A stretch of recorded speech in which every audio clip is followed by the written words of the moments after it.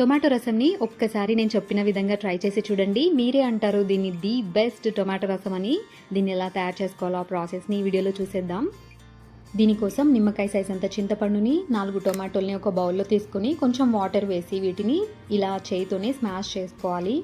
వీటిని బాయిల్ చేసే కంటే కూడా ఇలా హ్యాండ్తో స్మాష్ చేస్తేనే మనకి ఆథెంటిక్ టేస్ట్, ఫ్లేవర్ అనేది ఉంటుంది. ఇందులోనే 1/2 టీ స్పూన్ పసుపు, రుచికి సరిపడ ఉప్పు వేసుకొని దీన్ని మొత్తం ఒకసారి మిక్స్ చేసుకొని పక్కన ఉంచాలి. తర్వాత బాండీలోకి కొంచెం ఆయిల్ వేసుకొని 1/2 టీ స్పూన్ ఆవాలు, జీలకర్ర, చిన్నగా కట్ చేసిన ఉల్లిపాయ, పచ్చిమిర్చి ముక్కలు, ఒక రెమ్మ కరివేపాకు, 2 ఎండుమిర్చి వేసుకొని ఇందులోనే ఒక 4 మిరియాలు, 3-4 వెల్లుల్లిని దంచి ఆ పేస్ట్ని ఇందులో వేయండి. దీన్ని మాత్రం అస్సలు స్కిప్ చేయొద్దు. ఇది వేయడం వల్లనే రసంలో ఫ్లేవర్, టేస్ట్ అనేది ఎన్హాన్స్ అవుతుంది. వీటన్నిటిని మనం కొద్దిసేపు దోరగా ఫ్రై చేసుకోవాలి.